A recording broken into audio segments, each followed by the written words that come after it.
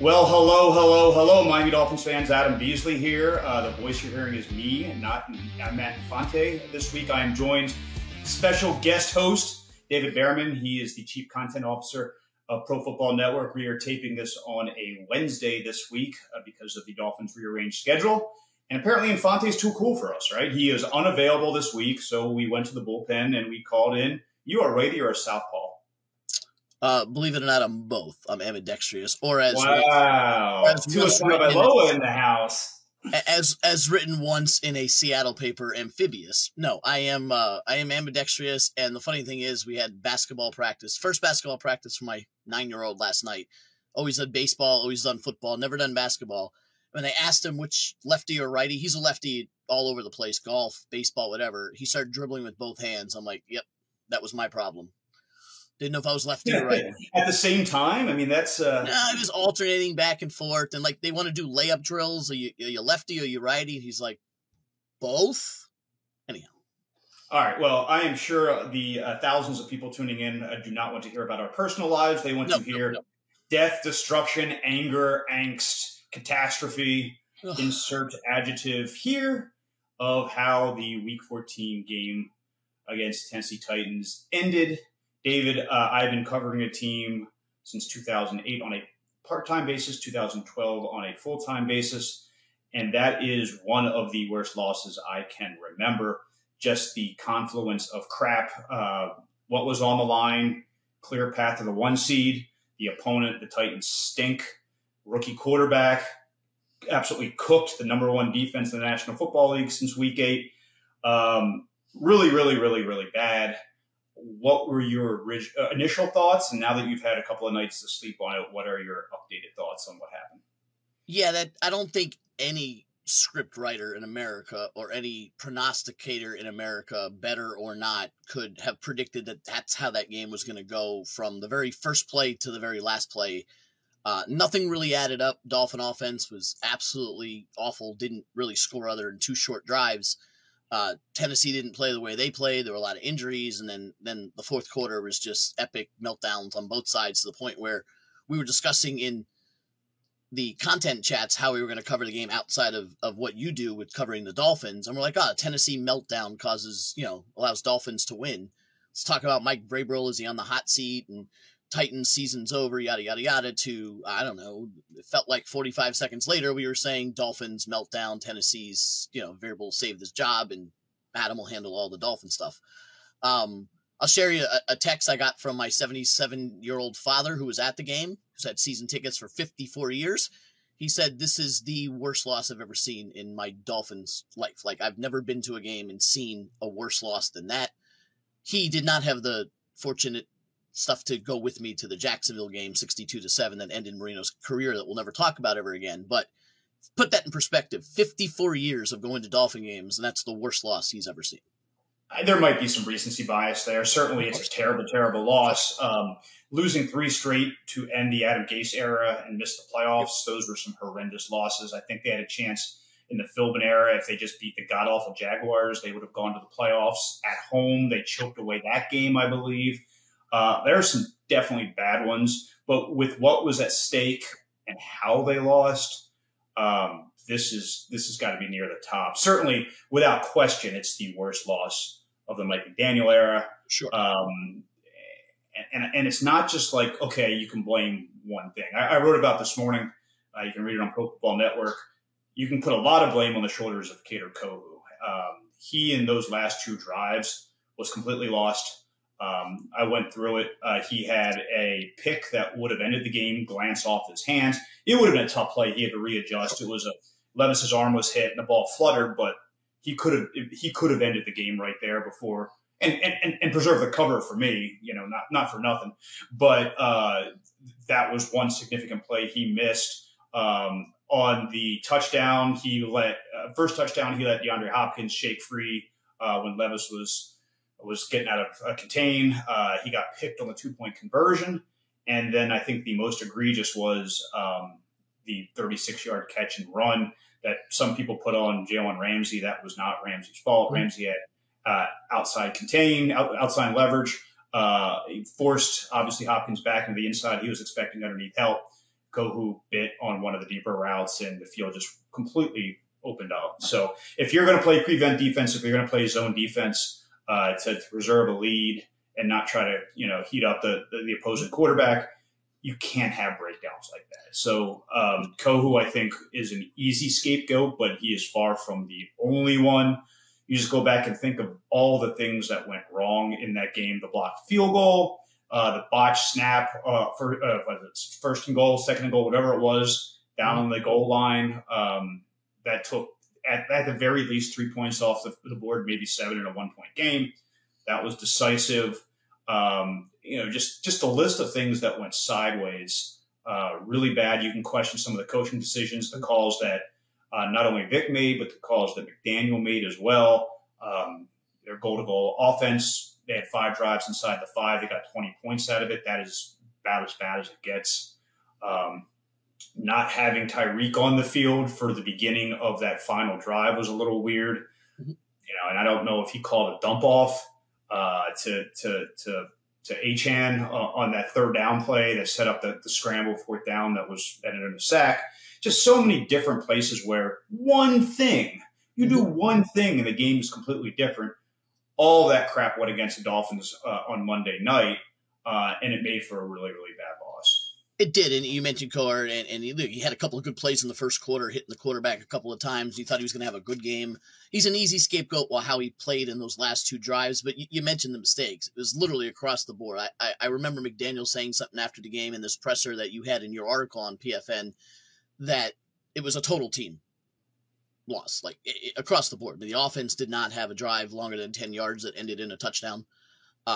You mentioned the fumble. You mentioned, we haven't even gotten to the fact that the Titans' first touchdown was because, all-pro Bradley Chubb spiked his helmet and gave them a first down, and 3 points turned into 7 points. And it adds up. We're in tons of group chats during the games, and while we're working and covering it, it's, you settled for 3 when you ran the ball right down the field to the 2-yard line and then went 3 straight passes in the end zone and settled for 3. The Titans being given 4 points with the Bradley Chubb play, the way the defense played at the end, there was just, and even then you're down and the Titans didn't even, it could have been a surprise that 26 seconds was how long it took the Titans to take the lead. But you're like, you still left the Dolphins with 1:50 to go. And you're like, that's plenty. All you need is a field goal. And then, by the way, field goal blocked in the first half, another 3 points given away in a 1-point loss. It's like, they didn't see this one coming, and the avalanche came really, really fast. You gave up 2 touchdowns in 2 minutes of action, and then you still had the ball with 1.5 minutes to go, but the mistakes didn't stop. You had the dump off that turned into not out of bounds when if Achane had gone forward and gotten the first down, you could have been in a spike the ball situation instead of the clock running. Didn't seem like the plays got in there fast enough. They weren't urgent enough, and a team that statistically has the best offense in football only needed to get 50 yards to win the game, and they got 8. So, it didn't even, they didn't run out of time. They ran out of downs because they didn't have, if you look at the last couple of drives, they scored the touchdown to go up 14. Tennessee goes down the field. You go 3 and out. And yes, Tyreek wasn't on the field at the beginning of that drive. That was weird. Obviously, you're running the ball. But there's running the ball, and then there's Tyreek is on the sideline. We're obviously running the ball. 3 and out, and then they went 4 and out to end the game, and they did have a couple of first downs on the last drive. Things got kind of away from them. Right. I think because, look, pass protection stunk, and we're going to spend minutes talking about the offensive line going forward. Yep. Tua got hit in a way we haven't seen since last year. I think 40% of his dropbacks were pressures. He had a season-high 5 sacks. That last drive, it collapsed on him, right? And this offense does not work if that pass protection doesn't hold up, particularly in the middle. If he has someone under his chin, the play's over. And we'll talk about the loss of Connor Williams, which is, I think, one of the most significant injuries they've had in the entire season. But they still had a chance. And I think that, where that last drive kind of went sideways was the weird Durham Smythe catch between his legs. And that gave them a first down, but it was 8 yards and it took 35, 40 seconds off the clock because the officials had to figure out whether or not it was a catch. It would have been better off for them had he dropped that and it had been whatever it was, second and long and third and long, and then you're able to settle yourselves, and then you're cooked up, you're heated up, and the Achane, the weird get to the sideline. One ref says he's out of bounds, and then 3 seconds later, the other guy comes rolling in and runs the clock. The Dolphins players, their back was to the refs, and they're trotting back to the line because they think that the clock had stopped because he got out of bounds. That was an unfortunate break as well. Just so many things that if that hadn't gone against them and they were able to settle themselves and call a real fourth down play, give their offensive lineman a breath, let Mike actually have 10 seconds to think, maybe it's a different game as well. So, yeah, it was the perfect storm of crap, and some of it was in their control, some of it was not. But either way, it's inexcusable for a Vic Fangio defense to surrender a 14-point lead with 4.5 minutes left at home. It's got to be one of the worst finishes he's had, and he's had a couple because he's been around for a while. Ironically, and we'll get into Hard Knocks in a minute, on Hard Knocks last night, they showed Vic and McDaniel talking during practice, and they were talking about how you got to stop Derrick Henry. You got to stop Derrick Henry. Like, you got to get 3 guys on him, and the 3MF stuff and all the stuff they talked about, and that wasn't the problem. Like, stopping Derrick Henry was not the problem. Like, Derrick Henry didn't beat the Miami Dolphins. Like, he played one play in the fourth quarter, and that was the touchdown. Like, he wasn't even in the game because they were down 14. It was the passing. And, the Dolphins arguably have the biggest names in football in their secondary. And I understand they had some injuries, and Elliott got hurt, and, you had guys bruised up, and Howard left the game and came back. But with Howard, Ramsey, and those guys, like, you wouldn't expect the Tennessee Titans of all offenses. Go look at their stats. They're horrific. They're in the bottom quarter of the league in every offensive category. And a rookie in Will Levis, like, it went right down the field. 26 seconds on the game-winning drive. That's inexcusable for that defense, especially with how much money they have spent on that defense. And yeah, you can go through and point to a million different plays that we have already mentioned in a 1-point loss. But at the end of the day, the defense gave up 2 touchdowns in under 4 minutes. And the offense didn't score. The offense was held to 2 touchdowns that were 10 to 15-yard drives off of 10. If Tennessee doesn't botch those fumbles, where are the points? Like, no points. There was a touchdown drive and a couple. Well, yeah, one of their touchdowns came on a pick six. The scoreboard doesn't look terrible. 27 points, good day at the office. No, you're absolutely right. It was a bad day all the way around. Just a couple of quick things on that secondary. I guess thankfully, unthankfully, they're seeing the AFC Offensive Player of the Week this week in Zach Wilson. I think that's kind of a black swan event. I don't think he's going to come in and light up the Dolphins. He still is what he is. Maybe he looks better than the quarterback production they got out of Tim Boyle the first time around, but I'm going to need to see a larger sample size out of Zach Wilson before I think that, hey, he's going to be a problem for them. But, if you're looking for, hey, things could get a little scary, Javon Holland has sprains in both MCLs, not one, but 2. He hasn't played since that first Jets game on Black Friday. He's optimistic, he said in the radio yesterday, that he's going to play this week, but I wouldn't say that's a slam dunk. He practiced last week. Maybe the Dolphins feel like, hey, we babied him enough, right? We did as much as we could to prevent greater injury, but this is the most important game of the season. We'll get into that in a bit because no hyperbole. If they lose this game, there's a real chance they miss the playoffs, which is insane to say. This is second time in as many years they've had to beat the Jets to get in the playoffs, right? Last year they did it 9-7 or whatever the score was, something horrendous. We'll see how this year goes. But that secondary is rough, man. You got the 2 corners on the outside, and they had their worst games. X had a rough game against Hopkins. One of those deep throws obviously should have been OPI, but regardless, on balance, Xavier Howard wasn't great.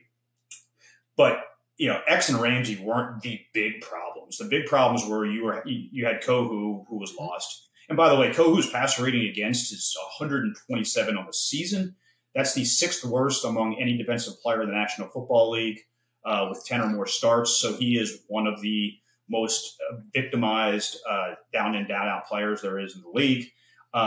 but it's not like you can just say, okay, sub in Nick Needham, we're good, because you might need Nick Needham to play safety. Because what we saw out of the combination of Brandon Jones, fantastic fit in the Brian Flores defense, horrendous fit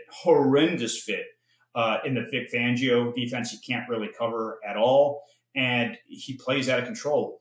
Twice in as many weeks, he blasted his own teammate, and his production may have suffered because, his hip was hurting all game because Brandon Jones, in the third or fourth defensive player of the game or whatever, got his own player hurt. Obviously, he nailed Jerome Baker last week, and is the reason Baker's on IR. So, and then it's Elijah Campbell at the other spot. Elliott has got a concussion. He's in the concussion protocol. Short week. Symptomatic concussed players rarely come back in one week. A short week is a tall task. So you got to think, okay, who are our safeties? It's all of a sudden this thing kind of gets a little messy and it gets a little frantic. And I don't want to say that's a replay of last year when the team kind of fell apart from an injury standpoint, particularly at quarterback.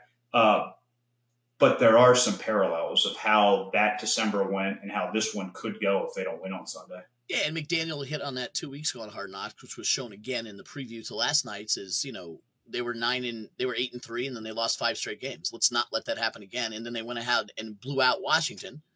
And he said it feels good to be 9-3 and not to repeat it.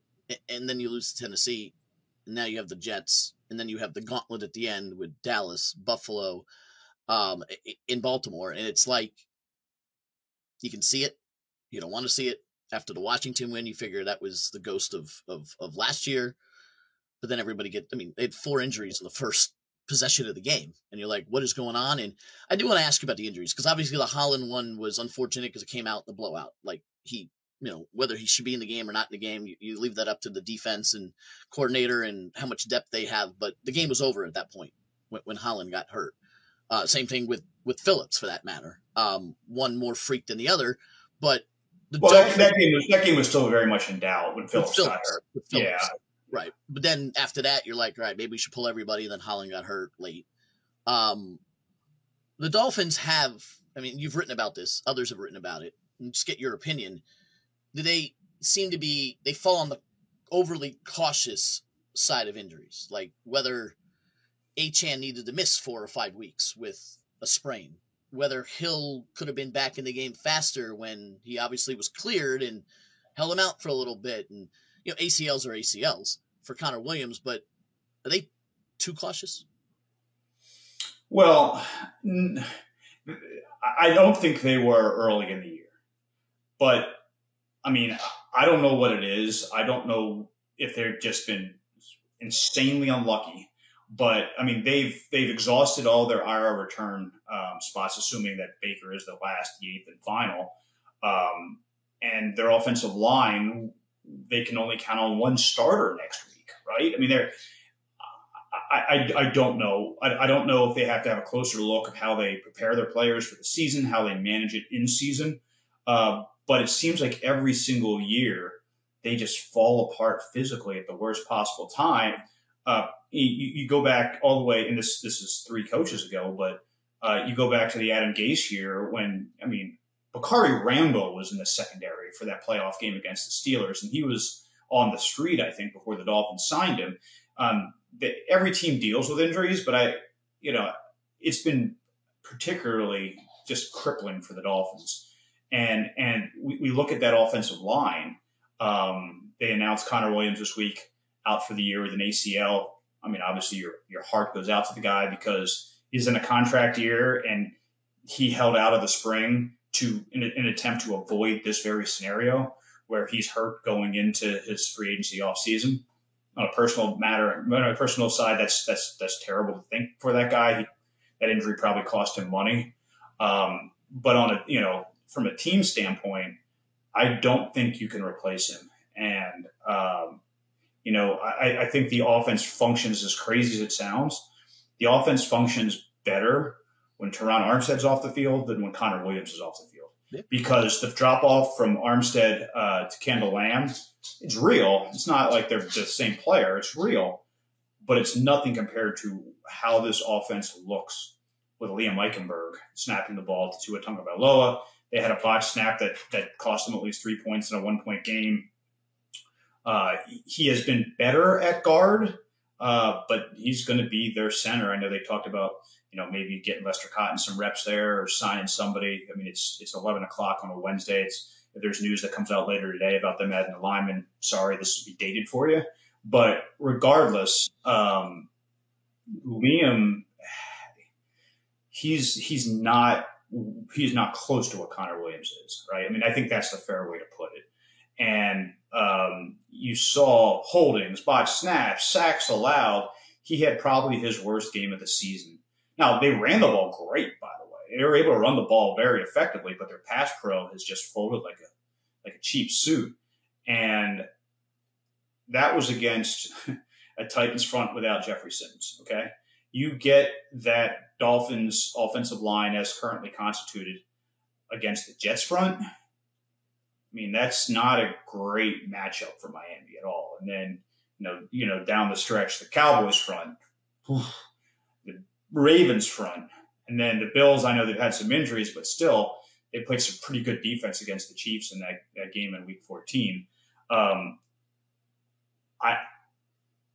We might look back on, and again, I'm not trying to wish this into existence. I'm just calling it how I see it. We might look back at that Week 14 loss to the Texans as the game that decided their season, because obviously it's a long road now to get the 1 seed. And so you're going to be playing road playoff games. You're going to have to win road playoff games to get to the Super Bowl, and it cost them maybe their MVP of the offensive line. And again, those Vrabel teams are hard hitting, right? Daniel talked about it last night on Hard Knocks about how hard hitting they are. The cumulative injuries that they had going into the game, they could not afford the night that they had on Monday. And it's, Tyreek, we even talked about Tyreek's ankle. Does he play? I think he's going to probably try to give it a go, but because of the magnitude of the game. But if they had won on Monday, they'd probably sit Tyreek, is my guess. But knowing that they have to beat the Jets, they're probably going to play him at 80% at best. And you're not wrong about that, about the impact there of Williams. And, everybody sees the stars. They see the skill players. And within the first few minutes, you had lost Xavier Howard, you had lost Tyreek Hill, you lost Jalen Waddle. They all came back, and it's, you talk about those injuries, and the broadcast talk about injuries, and the Dolphins have an offensive line down. We'll be back after this commercial break. And you're like, yeah, it's not Hill. It's not Waddle. It's not a name. But Connor Williams is more important to what that offense is doing right now than a lot of the guys. And to have to potentially face a Jets team, albeit a not good Jets team, Jets are good on offense, on defense, and you could be missing Armstead, you could be missing Hunt, you could be missing, and you're missing. Yeah, Hunt's not playing. I mean, right. I didn't see it. All 3 of them. Yeah, somebody told me they saw him in the locker room, and there's like a knot on the back of his leg. I mean, that dude's not playing. I mean, Armstead might, but he's not going to be 100% either. I mean, I'm not saying it's panic time, but do you think about maybe, if the offense, the interior offensive line looks like it did against the Titans early against the Jets, do you even do something crazy like throw Kendall Lamb inside? If Armstead plays, I mean, what do you do? I think the broader conversation is this.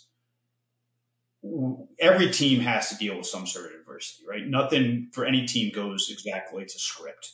I mean, how many times has Patrick Mahomes gotten hurt in the playoffs and they still find a way to advance, right? So not every, right, exactly. Nothing is going to be perfect. However, the best teams and the best coaches find ways to rise to the occasion. They do. And there is at home against a Jets team with 0 to play for, we're going to find out a lot about this Miami Dolphins team in general and Mike McDaniel in particular, because the Dolphins are a feel-good team, right? Mm-hmm. When things are fun, when they're upbeat, when they're wide open, they're as good as anybody in football. They can put up 70 points at home against the Broncos. They can put up 45 on the road against the Commanders. Just absolutely maul teams. However, go back and look. How many games have the Dolphins won that they shouldn't have won in the last 2 years? And I would say the one that comes to mind, I mean, ironically enough, is that Baltimore game. They were down big on the road against a team that owns them. Like the Ravens historically have owned the Miami Dolphins, particularly in that building. And they came back and had a fantastic win, and they wouldn't have made the playoffs last year without it.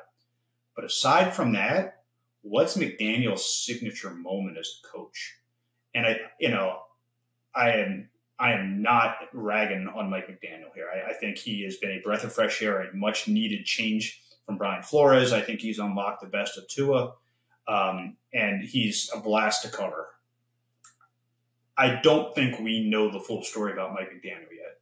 I don't think we know yet whether or not he can elevate a team. Like, think about, this is the ultimate comparison. It's unfair, but it's the ultimate comparison. When you had Brady and Belichick early on, and they were just shocking teams by going on the road and beating the greatest show on turf and doing all these things, overachieving. And that's when you knew, hey, man, this coach is pretty special and this player is pretty special. Have you had that yet with Mike McDaniel? Maybe when they put up 70, but you also have to keep in mind, and people forget about this because of all the media attention and Hard Knocks and how much lovable he is, he's coached 31 NFL games. That's it. 31. He had 18 last year, 13 this year. That's all he's coached. So he still has a lot to learn. His game management has been better this year than last year, but they really haven't been in many close games where you have to worry about what Skylar Thompson getting the call on fourth down in a playoff game and getting a delay game. Like, you haven't had to worry about that because they're winning 45-15 and they're winning 70-20. I got a text message after the touchdown that put the Titans ahead with still a minute and 40 something to go. Tua time. We got this. And I'm thinking to myself, they haven't been in this position. They haven't. Like, you had the ball. You know what? One time this year, the Chargers game. That's it. One time. Week one. And you can count on a couple of fingers. Oh, actually, no, that's not true. They've been in that position 2 times this year, and they failed against the Chiefs. They lost against the Chiefs. They failed against the Chiefs. And that was more of they were down big, and they did rally back, but screwed it up at the end. But they have not been in the position now. Granted, not many teams have been in the position where you give up a 14-point lead in 3 minutes. It hadn't happened in 760 NFL games.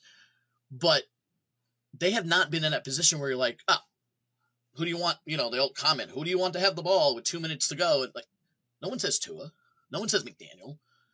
They need to figure that out because that's what the playoffs are going to be. We saw it last year against Buffalo. They got to figure it out. What goes well for this team off script? And you think about the Chiefs, and you even think about the Bills, and you think about these really, really good teams, certainly the Ravens. Off script is oftentimes where those guys thrive, right? When they get off schedule, when things get a little messy, that's when the greatness comes out of those guys. Tua, he doesn't come up on that list of who do you want to have the ball with 2 minutes left and no timeouts. And it's another story for why they only had one timeout left, and we don't have all the time in the world to discuss all the moves that were made or the challenges and this and that. But they have not. They've either been blown out by Buffalo, and the Philadelphia game was closer than it appeared, but it wasn't down. They did have down one possession late and Tua threw the pick, but you haven't had that. You saw the Chiefs game, and then all of a sudden you went from, here's the other side of the coin. You had a 6-point lead with 2.5 minutes to go. What did you do? You went 3 and out. You ran to the line 2 times, and your protection broke down, and Tua tried to scramble, and he couldn't get to the line of scrimmage. That's what you did. Can the Dolphins put away teams in the fourth quarter with a 6-point lead in 3 minutes? See, I think McDaniel was so jacked up in the head that game because he totally mismanaged the early goal-to-goes. We saw that. It's pretty clear. And then he dedicated himself to the run because he knew the hell that he'd catch if he didn't try to run the football at the goal line with, by the way, the NFL's leader in touchdowns, Raheem Mostert. And so I think he was on some levels like, hey, man, we run the ball good. I'm not even going to try to do anything crazy on that drive. And I think a first down play action throw would have been risky for sure. but nobody would have expected that. The Titans would not have expected on 1st and 10 on that drive you're talking about. They're up 6. You give it a shot on 1st down. You do a safe play action bootleg throw or someone you can scheme somebody wide open in that situation, and then the game's completely different because the Titans have to use their first timeout, and you're 10 yards. You're potentially 10 yards closer to pushing them back, and then they have to burn through all their timeouts and the 2-minute warning for you to run the football. Granted, when you let up a touchdown in 26 seconds, that's kind of a moot point. But, I think the creativity evaporated when the screws got tightened a little bit. And I think part of that is because he didn't trust his offensive line. And the only thing he trusted, he didn't really trust his wide receivers either. We can spend 45 minutes on what he's done to Jalen Waddle, which is crazy that you look last year, that was a complete offense. It was a complete offense that took into account. I mean, nobody has had more targets, catches, yards, and I believe touchdowns. Don't quote me on touchdowns, but the first 3 are absolutely true than Waddle since the start of the 2021 season. Even with Tyreek last year, they worked together.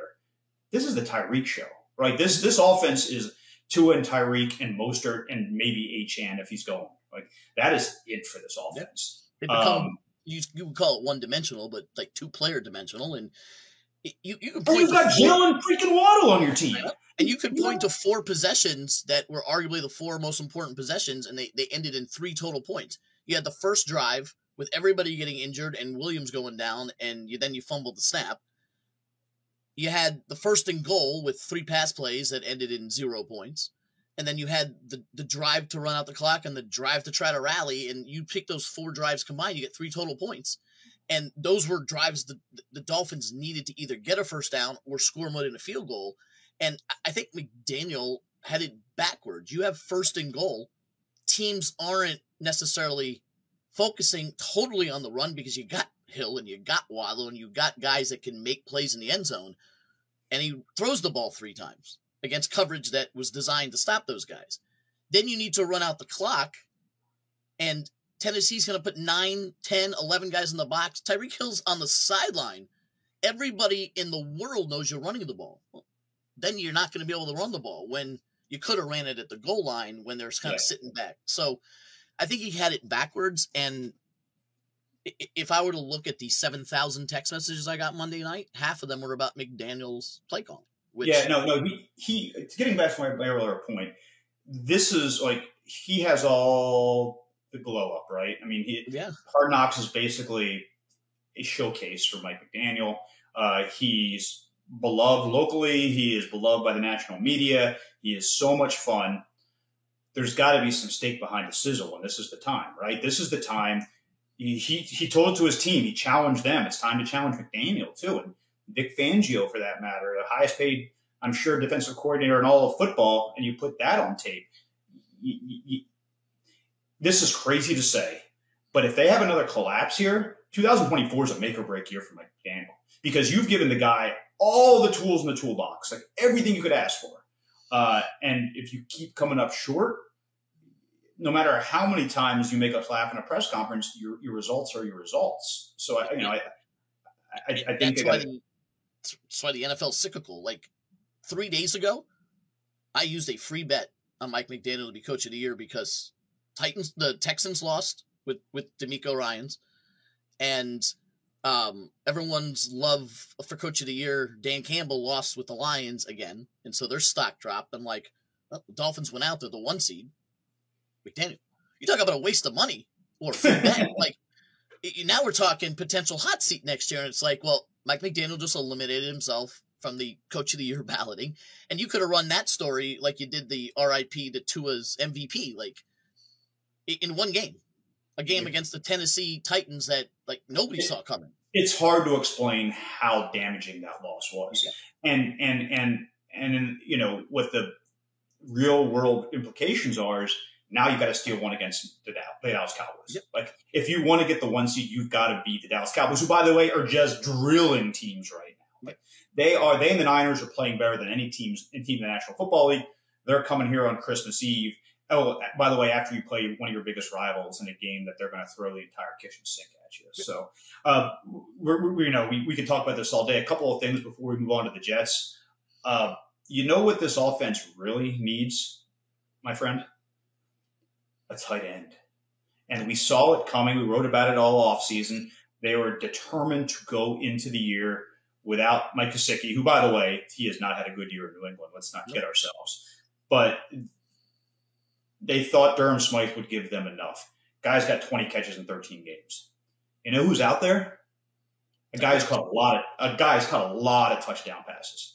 And, I think Ian Rappaport 2 days ago reported that he's narrowed his list of teams down to 6.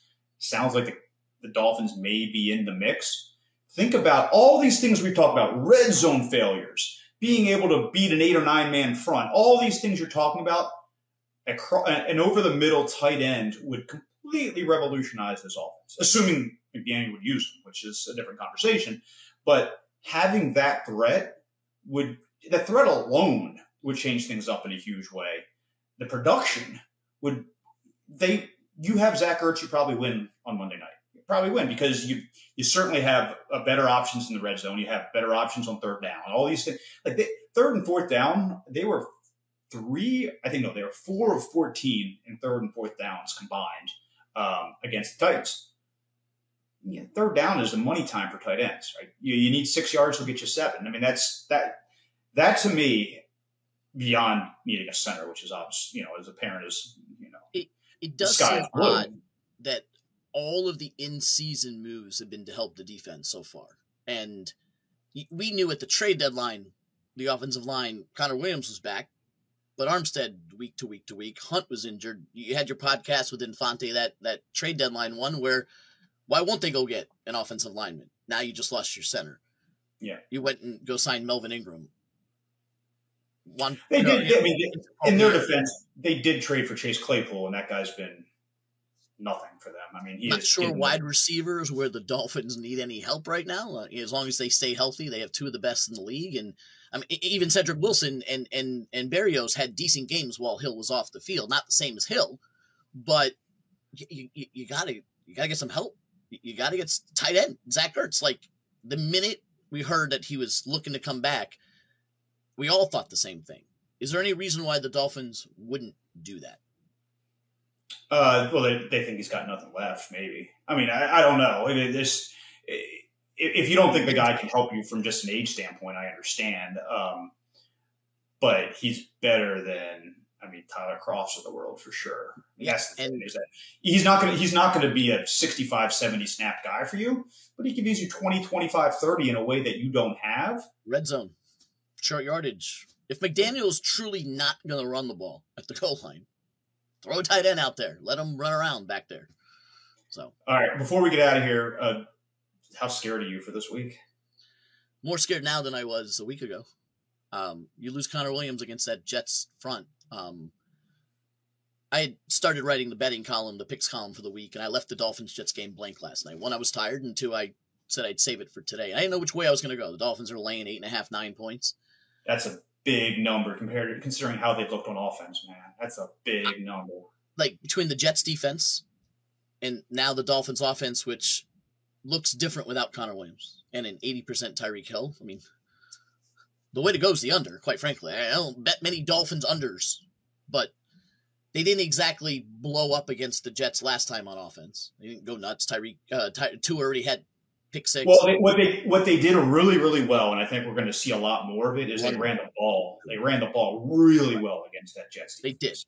So now, can you do that with a makeshift offensive line? Can you have McDaniel commit to the run? The Jets are not going to score. You're not going to see the Jets score 2 touchdowns in 2.5 minutes like the Titans. The Jets didn't score against the Dolphins 3 weeks ago. They had a pick 6, and then they had a score late in the game.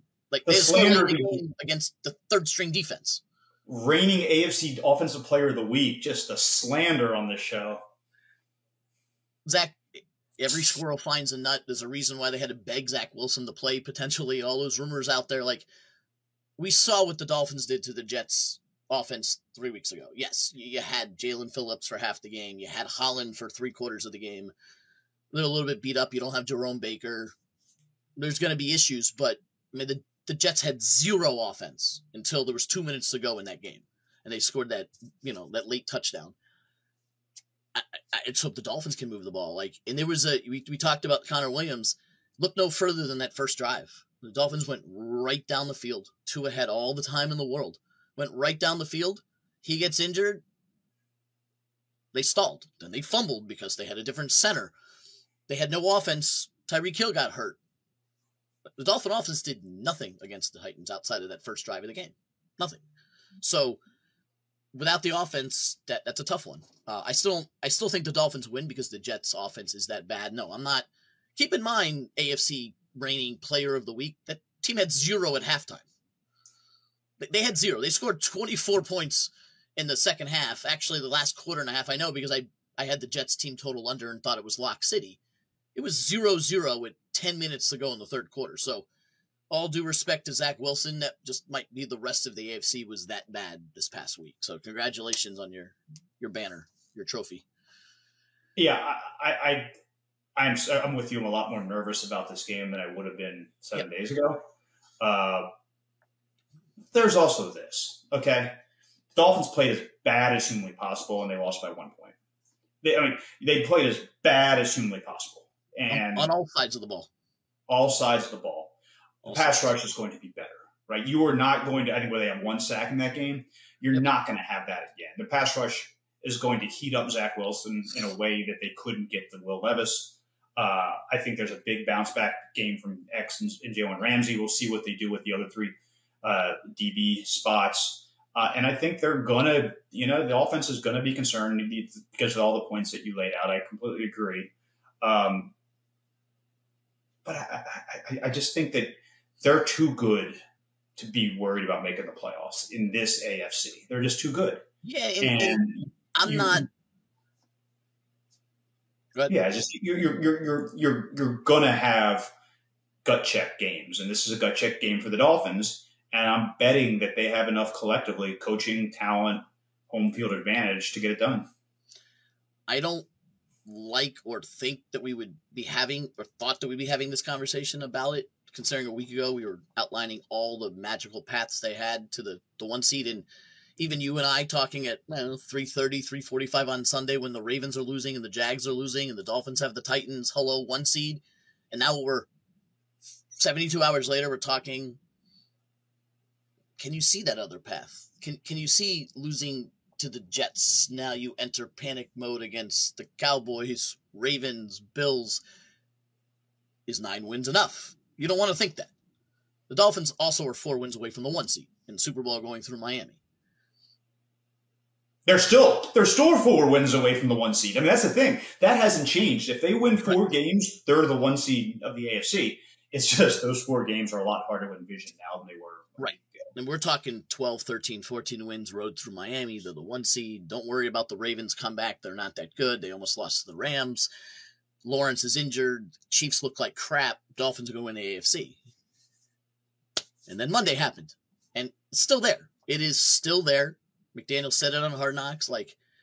It's still there. And you mentioned it earlier. You don't know if this coach, if this quarterback, if this team can step up the way they need to step. We haven't seen it. And for many of the listeners and your coverage and my fandom for 40 some odd years, we've seen the other side. We saw it last year. We've seen it 20 other times. We saw it with Marino. This team has collapsed many, many times over the last 40 years. And everything's roses Sunday. And all of a sudden, we're sitting here on Wednesday saying, what if? We've seen it. Can I see it? I've lived it. My cousin called it the ex-girlfriend that you just keep going back to. both costly to your wallet and your soul. So before we get out of here, it's Hanukkah, right? And Christmas is right around the corner. It is. It is Hanukkah right now, night 7, I think, coming up. You got any last-minute shopping you need to do, David? Last-minute shopping I need to do? Well, how about our listeners, if they need to do last-minute shopping? I do. If you go to it's a hell of a tee-up. It is PFN merchandise store is now open. And just in time for the holiday season, visit pfnmerch.com for exclusive shirts, sweaters, hats, and more for the football fan in your life. Whether it is that ex-girlfriend or current wife or kids, go to the pfnmerch.com. And since you reminded me of that, not so subtly, also go to sign up for ESPN Bet. Put in the promo code PFN. Go download ESPN Bet, promo code PFN, wager $10. Just $10. Maybe I'll send it to you. And you get $250 in bonus bets. I know a lot of listeners in Florida like, what's ESPN Bet? It doesn't exist there. But in legal states that have ESPN Bet, promo code PFN, you'll get $250 in bonus bets. You can't get that offer anywhere else. Promo code PFN. About that for a sales job. Good job. You would have totally forgot if not for... Absolutely, 100%. I even have it up on my screen. If you need to go shopping, shoot, do I? My wife's birthday also coming up, all at once. So Behrman, if they come out this weekend and absolutely drill the Jets, I don't know if we can have Infante back. I am 2-0 on the pod this year, 2-0. Thinking, yeah, if you go to 3-0, I mean, so think about the math. 6-4 without you, 3-0 with you. What would it be? No, they're 9-4. Yeah, they would get to 7. We doubled up. We doubled 7, up. You know what I'm talking about. We're better with you than without you. That's what I'm getting at. I might have to clear my Tuesday slate moving forward. All right. Well, nervous time, fun week. What's your prediction? This is what December football is all about. And what's your score prediction? Jets score prediction. Go. 21-10 Dolphins. I could see them getting a non-offensive touchdown because they do it every week, and them really bottom up that Jets offense. I still think they win. I wouldn't lay the points because, come on, but I think the number's pretty good. I'll go 24-11. I'm now into this throwing weird numbers out there because people. I'll just hashtag analytics. People do weird things like go for 2 down 14, and it works. No. It's going to be 3 field goals and a safety. That's how they're going to get their 11. Might happen. Or, or a team down 10 could score and go for 2 because that's what the Jags did a few days ago, and I haven't figured that one out yet. But come on. I don't have to explain that to you, do I? No. Okay. I just like making fun of it. All right. I'm also bitter of the fact that I said going for 2 down 14 was crazy, and it won the game for Vrabel in Tennessee. And I got a bunch of, that's why you go for 2 down 14. I'm like, well, it's great when it works. We'll get into this another time. We've run very long, and I can't explain Matthew 48 minutes into a podcast. I love you too. Goodbye.